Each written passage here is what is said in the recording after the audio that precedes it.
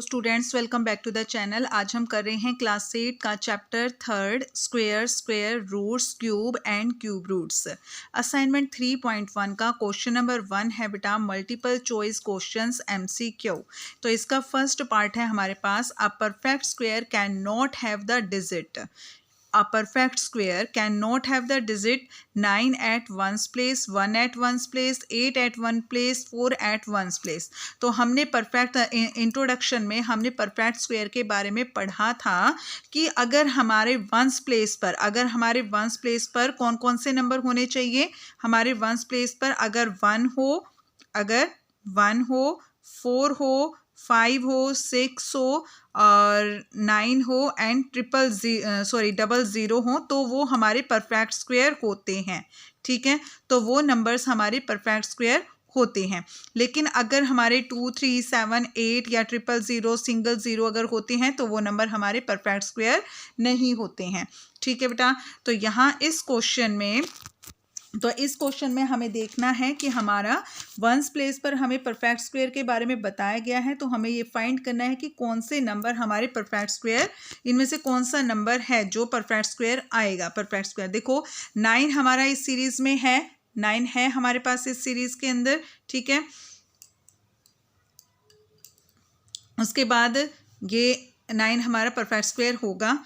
इसमें 1 भी हमारा परफेक्ट स्क्वायर है। 8 इस सीरीज के अंदर नहीं है, परफेक्ट स्क्वायर वाली सीरीज में 8 नहीं है, तो इसका करेक्ट आंसर सी होगा, क्योंकि हमारा जो 4 है वो भी हमारा परफेक्ट सीरीज में आता है। ठीक है, तो हमारा इसका करेक्ट आंसर सी पार्ट हो जाएगा, क्योंकि जिस नंबर में जो नंबर हमारे एंड होते हैं 2, 3, 7, 8 से, तो वो नंबर हमारे परफेक्ट स्क्वायर नहीं होते हैं। और 2, 3, 7, 8 को छोड़कर अगर हमारे कोई नंबर के वंस प्लेस पर 1 आ जाए, 4 आ जाए, 5 आ जाए, 6 आ जाए या 9 आ जाए या फिर पेयर ऑफ जीरोस आ जाए, तो वो हमारे नंबर परफेक्ट स्क्वायर्स कहलाते हैं।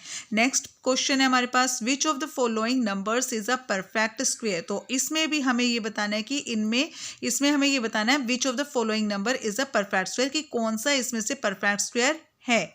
ठीक है, तो यहाँ पर देखो बेटा ये जीरोस वाला केस है, जीरो वाला केस है। जीरो वाले केस में हमने क्या देखा था प्रॉपर्टी के अंदर, कि अगर हमारी जीरोस ओड नंबर में होंगी तो वो परफेक्ट स्क्वायर नहीं होगा, और अगर हमारे जीरोस इवन नंबर में होंगे यानी पेयर ऑफ जीरोस होंगे तो वो हमारा परफेक्ट स्क्वायर होगा। तो यहाँ पर देखो 000 है, ओड नंबर है, तो ये हमारा परफेक्ट स्क्वायर नहीं है।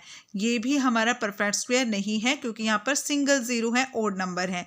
यहाँ पर कितनी जीरोस हैं, 1, 2, 3, 4, 5 जीरोस हैं, ओड नंबर है, तो ये भी हमारा परफेक्ट स्क्वायर नहीं है।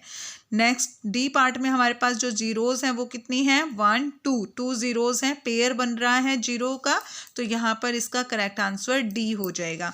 नेक्स्ट क्वेश्चन है, नेक्स्ट पार्ट है इसका, the square of a natural number other than 1 can be a multiple of 3 और exceed a multiple of 3 by. ठीक है, the square of a natural number, कोई भी नेचुरल नंबर हमारे क्या होते हैं, जो 1 से स्टार्ट होते हैं। ठीक है, नेचुरल नंबर, लेकिन अदर देन 1 के अलावा can be a multiple of 3, तो वो जो है वो 3 के मल्टीपल होंगे। तो इसको एक एग्जांपल से आप समझ सकते हो, जैसे अगर मान लीजिए एक नेचुरल नंबर है 2 का अगर हम स्क्वायर करेंगे तो क्या आ जाएगा, 4, तो जो इसका आंसर आएगा वो 3 का मल्टीपल है। ठीक है, 3 का मल्टीपल है। जैसे कि अगर हम मान लो इसको मल्टीप्लाई कर दें, 3 से मल्टीप्लाई करें इसको, 3 इंटू 4, 3 इंटू 1, और उसमें +1 करेंगे, 3 इंटू 3 और 3 इंटू 1, 3 + 1, तो वो किसके इक्वल हो जाएगा, 4 के इक्वल हो जाएगा। तो इसी तरीके से हमें अपने क्वेश्चंस करने हैं।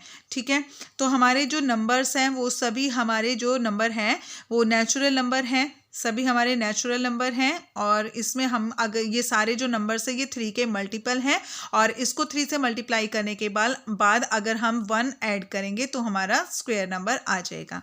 ठीक है, तो इसमें करेक्ट आंसर हो जाएगा हमारा बी पार्ट। ठीक है, तो इसका करेक्ट आंसर। नेक्स्ट पार्ट है हमारे पास, which of the following is a Pythagorean triplet. तो इसमें से हमें बताना है कि इसमें से पाइथागोरियन ट्रिपलेट कौन सा है। ठीक है, ये हमें पार्ट दिए हुए हैं, ABCD पार्ट दिए हुए हैं, इसमें से हमें ये बताना है पाइथागोरियन ट्रिपलेट कौन सा है। तो जैसे इसमें हम पहले फर्स्ट पार्ट ले लेते हैं। फर्स्ट पार्ट में हमें क्या दिए हुए नंबर्स 100 एंड 2501। ठीक है, तो जो छोटा नंबर होता है बेटा, हमने इंट्रोडक्शन वीडियो में देखा था कि पाइथागोरियन ट्रिपलेट के लिए हमारे पास एक रूल होता है। क्या रूल होता है हमारे पास? 2m एंड m स्क्वेयर -1 और m स्क्वेयर +1।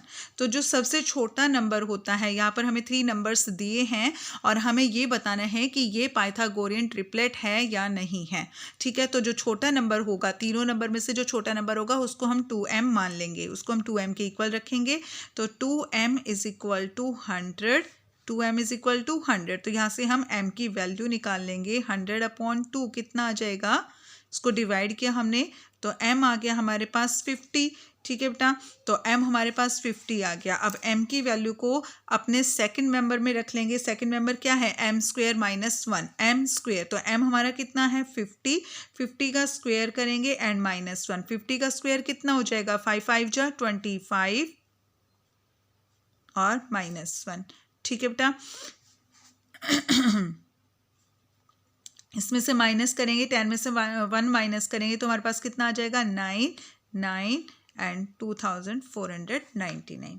और थर्ड पार्ट है हमारा इसमें, थर्ड नंबर के लिए m स्क्वेयर +1। थर्ड मेंबर के लिए m स्क्वेयर +1, तो m की वैल्यू कितनी है हमारे पास? 50 है।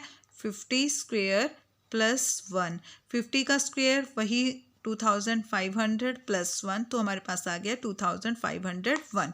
तो देखो बेटा, जो यहाँ पर हमारे नंबर्स आए हैं वो हमारे सेम नंबर हैं। हमने लिया था, इसको हमने 2m के इक्वल माना था, 2m = 100 किया था।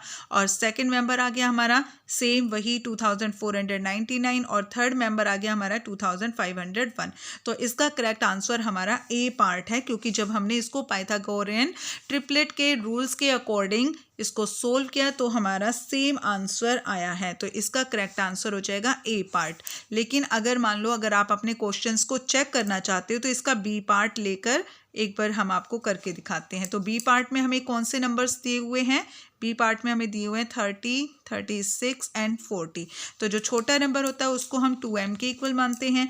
तो यहाँ पर हम लेंगे 2m = 30, तो m की वैल्यू आ जाएगी हमारे पास 30/2। हमारा आंसर हमें मिल चुका है बेटा इस क्वेश्चन का, बस हम अपना क्वेश्चन को वेरीफाई कर रहे हैं। ठीक है, m = 15। अगर m की वैल्यू 15 है तो हमारा जो सेकंड नंबर है वो क्या हो जाएगा? m स्क्वेयर +1 रखेंगे इसको, m square -1, m square -1, m हमारा 15 आया है, 15 का स्क्वेयर -1। 15 का स्क्वेयर अगर हम करेंगे तो क्या आ जाएगा?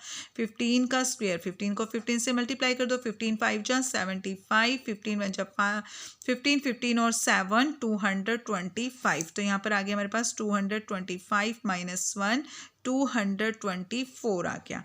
नेक्स्ट मेंबर है हमारा m स्क्वेयर +1, तो m स्क्वेयर वही हो जाएगा हमारा 15 का स्क्वेयर +1। 15 का स्क्वेयर कितना था? 225 +1, तो आ गया हमारे पास 226। तो जो अब हमारे इस बी पार्ट में जब हमने अपने वैल्यूज़ रखी हैं तो हमारे पास जो नंबर आए हैं वो हमें जो ये नंबर दिए गए हैं जिन्हें हमें वेरीफाई करना था, तो वो ये नंबर्स हमारे नहीं हैं। ठीक है, हमारे क्या आए हैं नंबर्स? 224 एंड 226, जो इन नंबर से अलग है। तो हमारा ये बी पार्ट पाइथागोरियन ट्रिपलेट नहीं है। तो इसलिए इसी तरीके से हमें ये देखना होता है कि अगर हमें जैसे 3 नंबर्स दे रखे हैं तो जो छोटा नंबर होता है उसको हम 2m के इक्वल रखेंगे और देन उसमें से m की वैल्यू फाइंड करेंगे, और जो सेकंड मेंबर है m स्क्वेयर -1 उसमें m की वैल्यू पुट करके m जो सेकंड मेंबर है वो निकालेंगे, और फिर m स्क्वेयर +1 थर्ड मेंबर में पुट करके थर्ड मेंबर की वैल्यू निकालेंगे। और अगर हमारे सेम नंबर यही नंबर आ जाएंगे तो वो हमारा पाइथागोरियन ट्रिपलेट होगा, नहीं तो नहीं होगा। तो इसलिए इसमें हमारा ए पार्ट इसका करेक्ट आंसर है। ए पार्ट जो है हमारा ये पाइथागोरियन ट्रिपलेट है।